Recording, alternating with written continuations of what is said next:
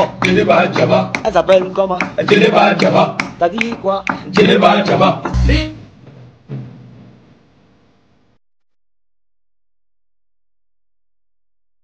Djeneba pour la Côte d'Ivoire, Viviane pour le Cameroun.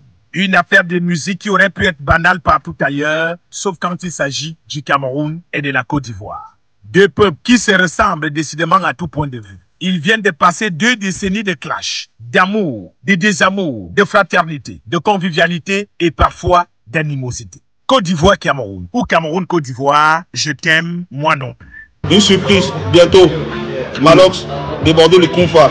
Dans cette affaire entre le Cameroun et la Côte d'Ivoire, règle numéro 1, on ne pleure pas. Si tu pleures, c'est trop grave. Règle numéro 2, on ne met pas les organes. Règle numéro 3, on ne sort pas du cadre des réseaux sociaux. Et pas question que la Côte d'Ivoire fasse appel à Papa Ouattara, pas question que le Cameroun fasse appel à Papa Biya.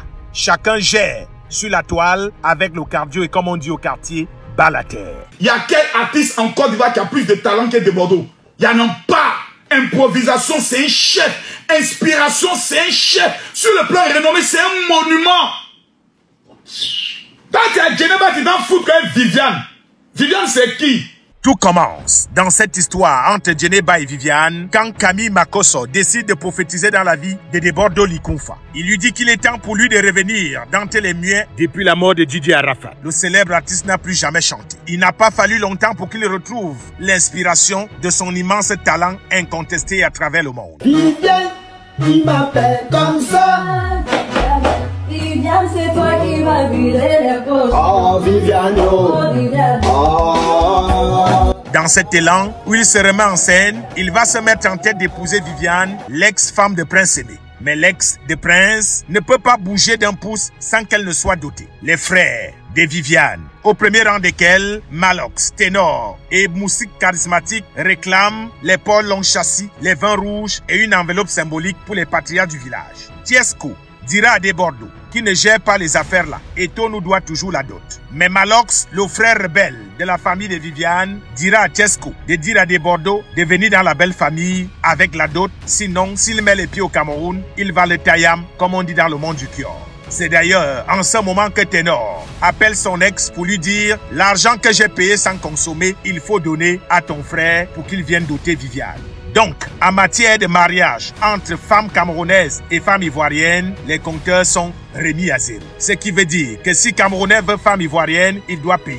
Si Ivoirien veut femme camerounaise, il doit payer aussi. Makosso lui-même traîne le pas depuis qu'il a annoncé qu'il voulait épouser une femme camerounaise et qu'il a demandé le crédit au 237, on lui a dit non. Clive de Bachelor a aussi voulu épouser une Ivoirienne, au 225, on lui a dit niet. Mais Debordo Likunfa insiste avec le remix et il commence à envoyer les fleurs à Viviane.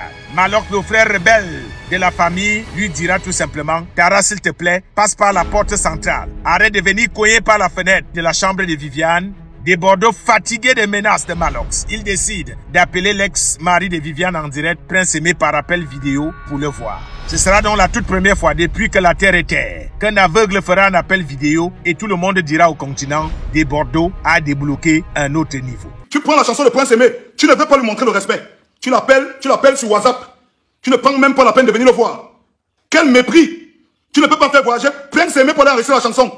Il a enregistré même d'abord quoi en Côte d'Ivoire? On a eu le Makosso en Côte d'Ivoire. Après cet appel vidéo, Malox décide de monter au créneau et met en garde la belle famille en disant « Viviane ne franchira aucune porte et ne montera dans aucun avion s'il n'y a pas l'argent de la dot. » Les autres frères et sœurs de Malox, voyant que le gombo va leur échapper, vont monter au créneau à leur tour, huer, dénigrer et insulter Malox que quand Kenfak met sa bouche dans chose de quelqu'un, elle finit par pourrir.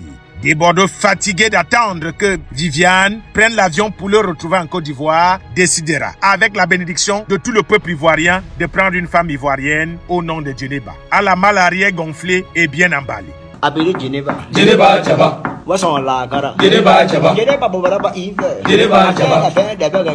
Djeneba Djaba. C'est la fête dans tout le pays, partout. De Bouaké à Daloa, de Korogo à Yamoussoukro, en passant par San Pedro jusqu'à Abidjan. Le continent est à terre et Malox devient le fils amer. Le pays des éléphants exulte et décide de battre le record de vue. Ils étaient déjà en janvier dernier le roi de la forêt du football. Ils veulent maintenant devenir le roi de la savane de la musique africaine.